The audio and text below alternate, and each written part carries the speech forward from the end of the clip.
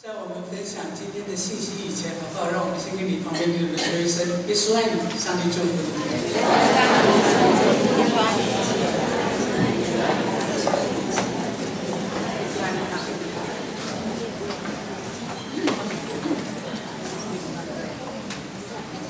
刚才玉芬在分享过去的这2年来他们的这个家的生命的历程，这一段历程我们都可以在旁边。生命有很多的感触，你知道，当一个家庭在遇到那么大的一个变故的时候，有的时候我们真的不晓得我们陪在旁边的人能够讲什么话，不是话多就能够使他得安慰，但也不是不说话能够使他得安慰，有的时候好难啊，陪在旁边。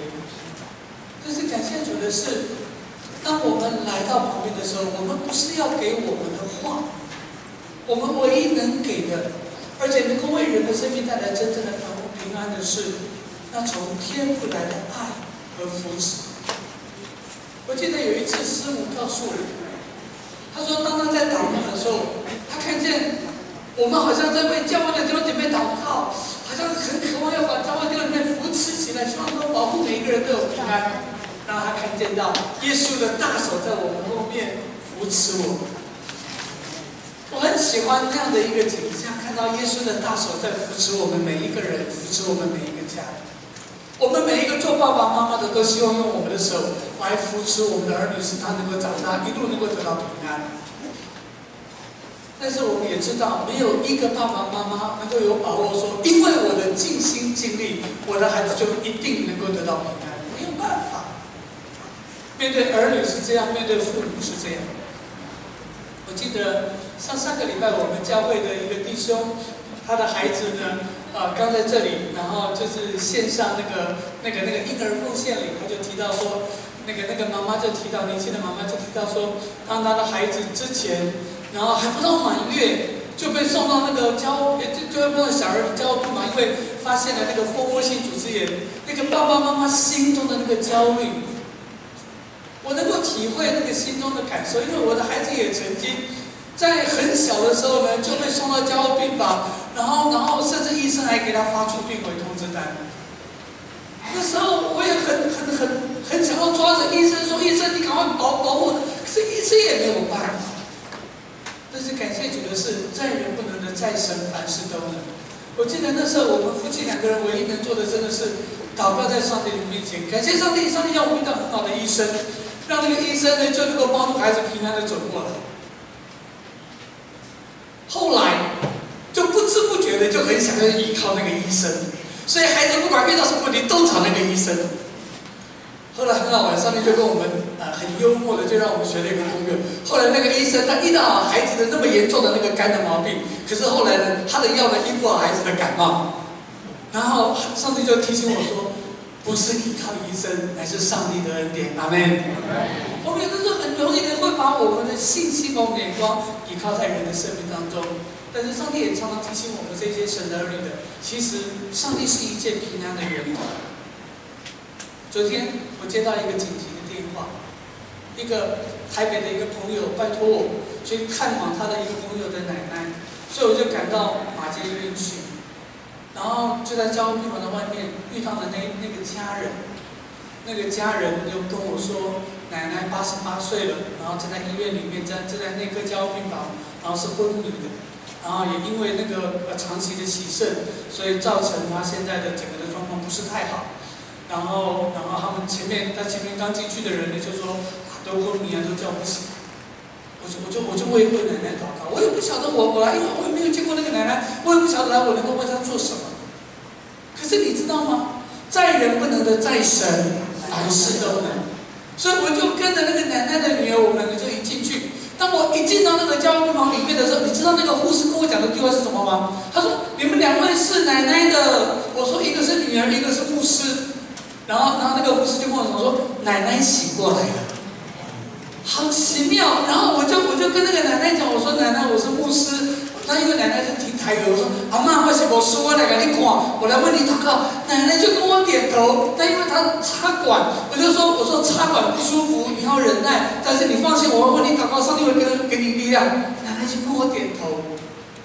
我就晚上祷告。当我出去跟家人们说奶奶醒过来，他们都说我们刚才进去的时候孩子昏迷的时候，能够这样就醒过来。我也不知道，但是上帝能够做奇妙的事，阿们。因为上帝是赐平安的上帝。我每次在安宁病房，我自己最感恩的就是每一次常常，其实我们面对到安宁病房的病人的时候，很多时候安宁病房的病人是完全陌生的。当我们要敲门进去之前，我不晓得里面他的这样的一个生病的人，他的过去的背景是怎么样。但是我常常知道的是，当我跟刘妈妈我们一进到那个安宁病房的时候，常常看到的，不管他是年纪大年纪轻，不管他是男的是女的，基本上都是一张的绝望的脸。但是我常常看见，当我们跟他说，我们是教会的弟兄姐妹，我们来看你，我们来为你唱诗歌，来为你祷告，我们要把上帝的平安带给你。我就看见到，当我们为他唱野地的花，当我们为他祷告的时候，上帝就让这一张绝望的脸，就开始看见到有平安、有希望出现在他的脸上。阿们。你知道，我这刚才玉芬提到一句很重要的话，他说：“当信主耶稣，你跟你的一家都必得救。”当圣经里面提到当信主耶稣，你跟你一家都必得救。得救这个字原来的意思，不只是问题得到解决，不只是你的疾病得到解决，而是能够看见到上帝要成为你的平安，成为你的祝福。得救原来的意思指的是要让你得到完全的祝福。上帝要把那完全的祝福给我们，而第一个祝福是什么？第一个祝福给的就是平安的祝福。人不能够给你平安，可是耶稣告诉我们，虽然在地上有的时候我们会遇到苦难，但是你放心，在我的里面有平安。耶稣要把平安给我们，使我们不管面对到我们的孩子，或者在远方的孩子，或者面对到我们的父母，在病痛当中的父母，我们能够知道我们有平安与他同在，我们能够为他们祷告，让上帝把他的平安借着我们的祷告就放在他们的生命当中。阿们。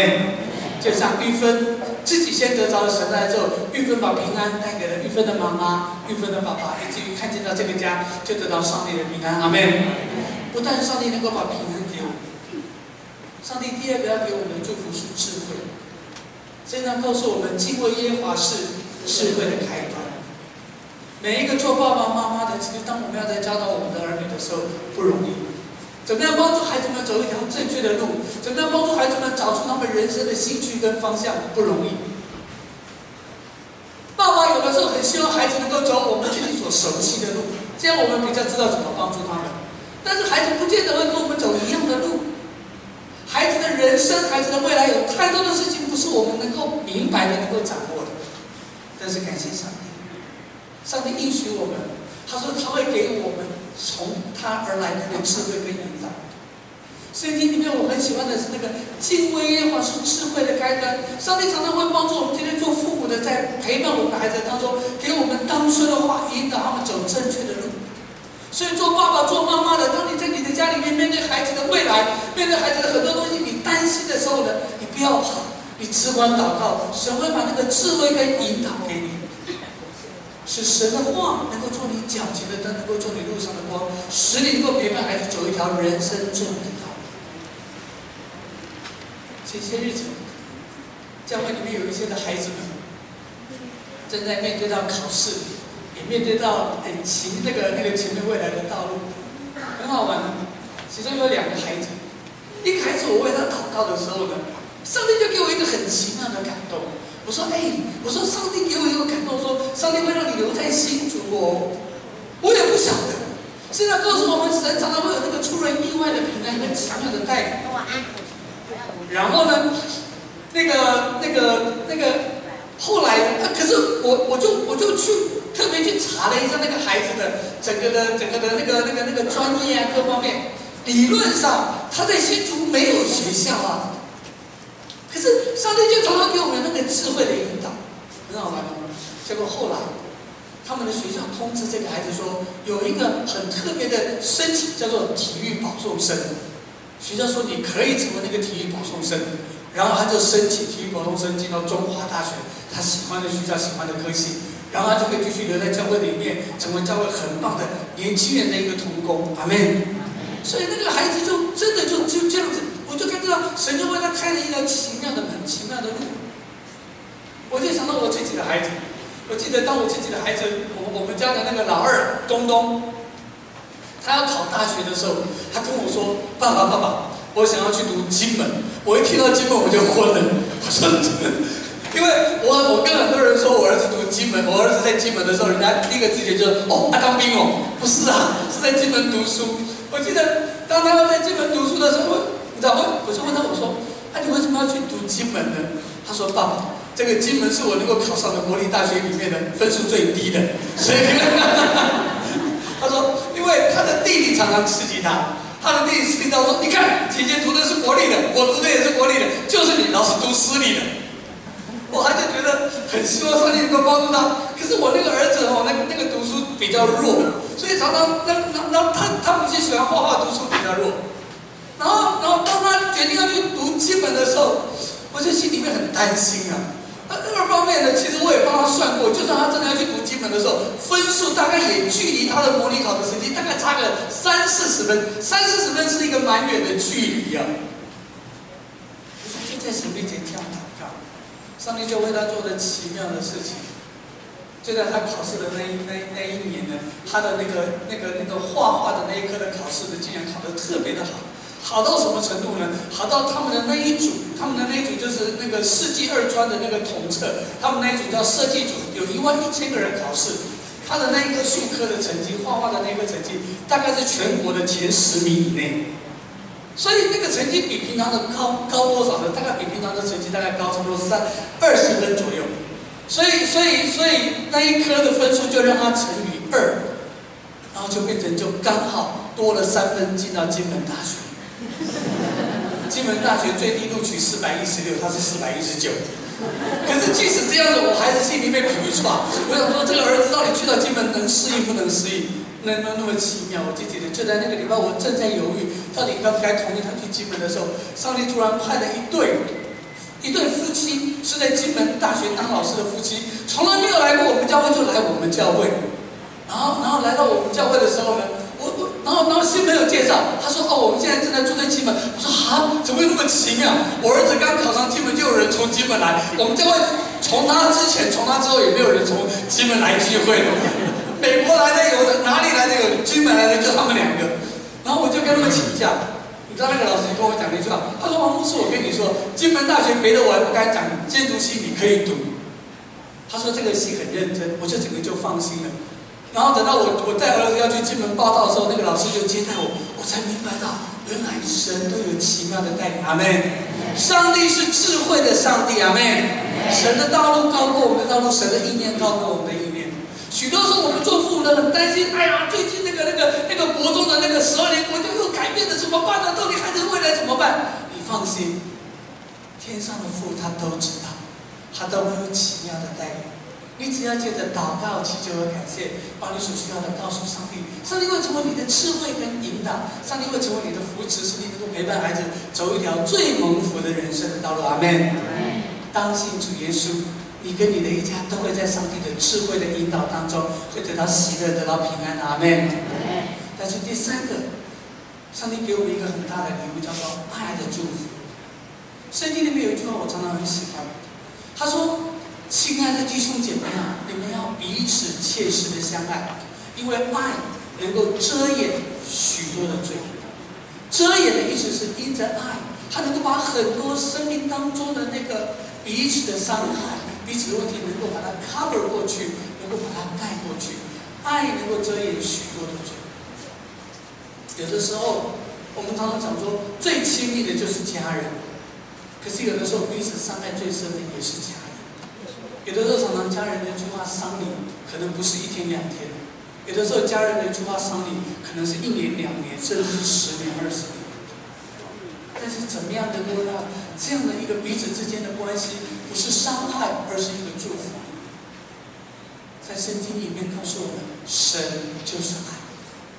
当你每一次，当你打开你的心，让耶稣进到你生命里面的时候，耶稣要把什么给你？耶稣要把他的爱给你。耶稣的爱跟你我的爱有什么不一样？很简单，单。耶稣的爱，他说他的爱是永不止息的爱。人的爱没有办法永不止息，但神的爱永不止息。因着耶稣的爱在你的生命里面，你能够凡事包容，凡事相信，凡事盼望，凡事忍耐。因为你会发觉到神的爱会扶持这个家，你会相信只要有神的爱，这个家一切的问题会解决的。有的时候面对到夫妻之间丈夫的外遇、妻子的外遇，或者是妻子之间的各样的问题，有的时候最亲密的人常常是自己最不容易面对的人，但是感谢主的是，那个爱就把那一切就挪开。前2天教会有一个姐妹还跟我提到，她说她在面对她的丈夫的时候，她不晓得怎么面对，因为丈夫做了对不起她的事，她试着要挽回她的丈夫，可是好像都没有办法。我就跟她讲，我说你放心，你不用急，你只管为她祷告，神恩典会与你同在。当你走在那一条对的路上，当你走在那一条神爱的路上，我说你不要每次你做一件事情，立刻就要看到有没有回应，不是这样子。我说相反的，上帝爱我们，耶稣爱我们，是爱到什么程度？很简单，他说是爱到十字架上。十字架是什么样的爱？十字架的爱是一个牺牲的爱，十字架的爱是一个舍己的爱，十字架的爱是一个全然付出的爱。当你愿意相信耶稣的爱会成为你的力量，你用那个爱去面对你的家人的时候，你会发现到那个爱能够遮掩许多的罪，那个爱能够遮掩许多的罪。曾经有一次，有一个老师让我明白什么叫做那个爱能够遮掩许多的罪。那是一个小学老师，因为工作的缘故，他就住在大院。可是先生出了问题，后来他就搬回家来。搬回家来的时候，先生呢就搬出去，跟女朋友住在一块，然后每天早晨还来家里面接自己的女儿上学。可是这个老师，他相信上帝的爱是他的力量，他没有因为这样子，他就停止为他的先生祷告。他相信这个婚姻是上帝给他的，他相信那个爱是从神来的。就算他的先生这样子让他失望，这样子好像心如刀割，他仍然学会把他的心放在上帝的手中，因为神的爱能够遮掩许多的罪。上帝做的奇妙的事情，上帝让那个丈夫有一天回来。你知道为什么回来吗？因为那个女孩子，那个先生的外遇的那个对象的那个女孩子，找了一个比他先生更年轻、更帅的，所以把他先生踢回来了。当他先生回来的时候，蛮狼狈的。我说：“啊，那这样子你还要你先生吗？”他说：“牧师，这是我祷告回来的。”阿们。我非常佩服那个姐妹，她不是我们教会的，她是另外一个教会的。我真的是看见到，那就是神的爱。就好像圣经里面提到的那个故事，记不记得那个浪子的故事？当那个浪子把他爸爸给他的钱，事实上你知道那个钱根本不应该那个时候那个浪子拿的。那个应该是爸爸过世的时候给孩子们的遗产，可是那个浪子跟爸爸说：“爸爸，我等你过世等太久了，等不及了，不要等你过世了，你赶快把我的钱给我吧。”那是爸爸赚的钱，可是这个浪子却这样子的伤爸爸的心，可是那个爸爸却没有因为这样子就放弃对这个孩子的爱。当那个孩子出去挥霍，把他爸爸给他的一切都挥霍光的时候，那个爸爸仍然在门口为那个孩子的回头在那里不住的祷告。那就是爱。上帝把他的那个爱也放在我们的心中，以至于当那个孩子回头的时候，那个爸爸远远就看见他那个孩子跑上去抱住他，用爸爸的爱来围绕他。那个浪子回来的时候，哭着跟爸爸讲说：“爸爸，我不配当你的孩子，爸爸，你把我当做你的佣人吧。”那个爸爸说：“不，你永远是我所爱的孩子。”阿们。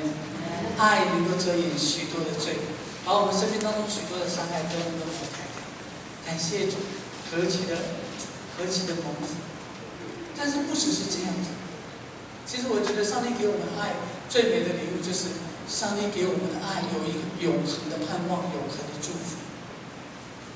你知道，我们教会有一个老师，他是新竹女中的退休老师，他跟我讲，他说如果不是一直相信上帝，真的不敢爱。因为爱得越深，分离的时候痛苦越大。就像玉芬刚才跟我们分享到的，当瑞瑞离开的时候，心中真的会很痛。但是感谢上帝的是，上帝让瑞瑞真能够回来，让我们看到说，他跟耶稣在一起很好。我自己常常觉得，在生命当中最大的礼物就是看见到，我们不止在地上有盼望，我们也能够在永恒的天上有一个盼望。上帝给每一个家最大的礼物是让我们不止在地上成为一家人，也能够在永恒的天家成为一家人。使那个爱，就是能够跨越死亡，能够进入到永恒的祝福。就在前天，我陪伴一个家走完人生的最不容易的一个路程。因为在3个礼拜前，他们的妈妈在医院里面接受耶稣做他们生命的救主，可是然后在1个礼拜之后，妈妈过世。妈妈是癌末的病人，其实对那个妈妈而言，那样的一个离开其实是上帝的恩典。她是一个鼻咽癌的病人，你知道鼻咽癌其实是很辛苦，又不能开刀，那每次要做那个电疗跟他们。然后当他在做那个疗程的时候，你知道刚开始的时候都很勇敢，再多的疗程都不怕，可是越做越怕，越做越怕。我记得后来那个妈妈跟上帝有一个祷告，她说上帝啊，我真的不想再做了，好苦。上帝就让她在有一天的早晨，就在睡梦当中就被主接走，让她就很平安的被主接走。可是这个妈妈虽然被主接走了，却因为她接受了耶稣做她生命的救主，她把上帝的爱、把上帝的祝福带给她的先生，带给她的孩子。所以当我跟她的孩子们、跟她的先生分享到说，虽然跟妈妈分离了，可是我们会在主里再相会的时候，孩子们都得到很大的盼望。说牧师，我们相信，我们知道。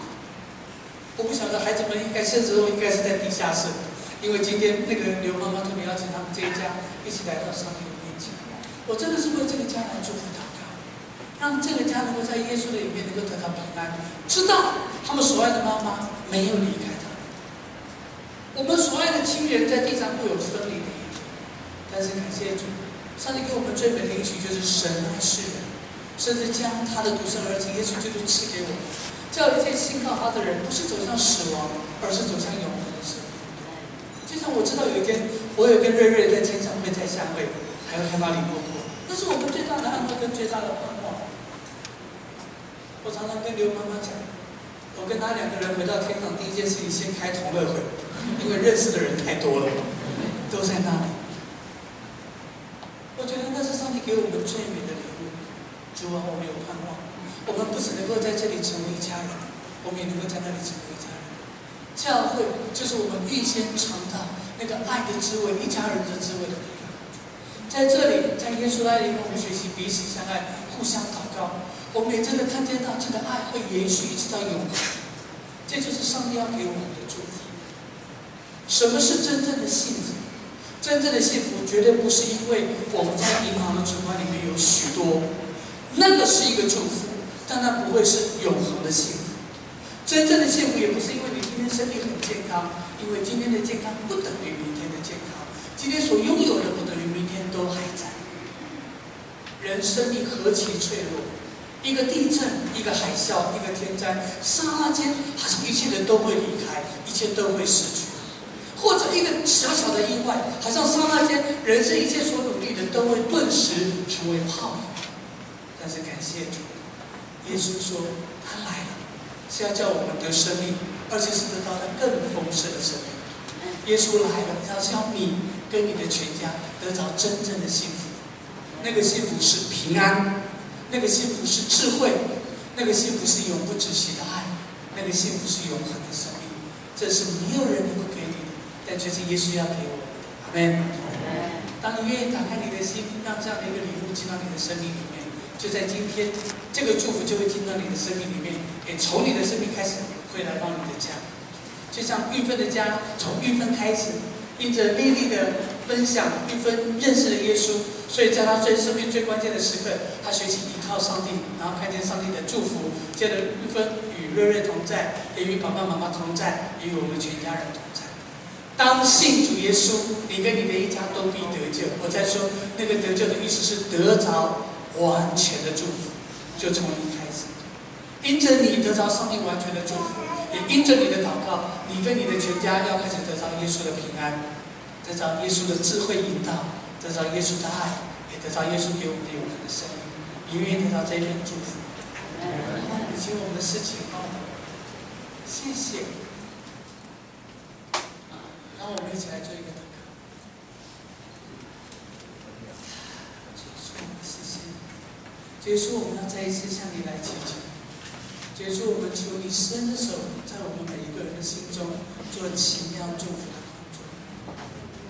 主啊，让你的爱能够进到每一个家，让你的祝福能够进到每一个家，好让我们能够看见，就在这个家里面，因着你的爱。那永恒的祝福要临到，是没有人能够夺走的。亲爱的弟兄姐妹，主耶稣的爱今天要与你同在。无论你是坐在地下室，无论你是在这个大堂，你要记得，当你愿意打开你的心，让耶稣的爱进到你的生命里面，就在这个时刻，你要成为那个蒙福的上帝所爱的孩子，也从你开始，祝福要临到你们的全家。因为当信主耶稣，你跟你的一家都必得救，都必得到完全的祝福。所以我要特别在这个时候邀请你，如果你还没有成为基督徒，什么叫做成为基督徒？受洗就是成为基督徒。你还没有受洗成为基督徒，但是你愿意打开你的心，来接受耶稣做你生命的救主，来带领你跟你的家得到这一条幸福的人生道路的，好不好？把你的手轻轻的举起来，我要为你祷告。感谢主，感谢主，感谢主。好，举手之后你可以先轻轻的放下。亲爱的弟兄姐妹，这是你人生最重要的一个时刻。若有人在基督里，他就是新造的人。你会经历到这是一个全新的开始。我不是一个从小在基督徒的家庭长大的人，我是在我21岁的那一年，我也跟你一样坐在下面，有一个老师跟我分享到上帝的祝福。那一天我说，如果真的有这么一位上帝爱我，就像爸爸妈妈爱孩子一样，我也愿意来认识上帝。在我21岁的那一年，当我跟你一样打开我的心，接受耶稣做我生命救主，就从那一天开始，上帝的祝福开始进入到我的生命，也开始进入到我们的家中，使我跟我们的全家都开始经历到上帝的祝福，也使我有一天能够在爸爸生命最关键的时刻为爸爸受洗，使他成为上帝的儿女。上帝也要祝福你的家，所以我要再一次的邀请你，如果你还没有成为基督徒，你还不是基督徒，可是你愿意今天愿意打开你的心，让耶稣把他的爱，把他的祝福赐给你，也赐给你的全家的，好不好？我再一次的邀请你，把你的手轻轻的举起来，我要特别为你祷告。感谢主，感谢主，很好，谢谢。我这时候我要邀请所有的刚才的跟现在的举手的弟兄姐妹，好不好？你从你的位上站立起来，让我带领你做一个非常重要的祷告。谢谢你从你的位上站立起来。感谢主，感谢主。好不好？我邀请你从你的位上站立起来，把你的手轻轻地按在你的胸口上面。我祷告一句，你跟着我祷告一句。我邀请我们其他的弟兄姐妹，我们陪他们一起来做这样的一个祷告。亲爱的主耶稣，我相信你爱我，我也相信你的爱要借着我的祷告祝福我的全家。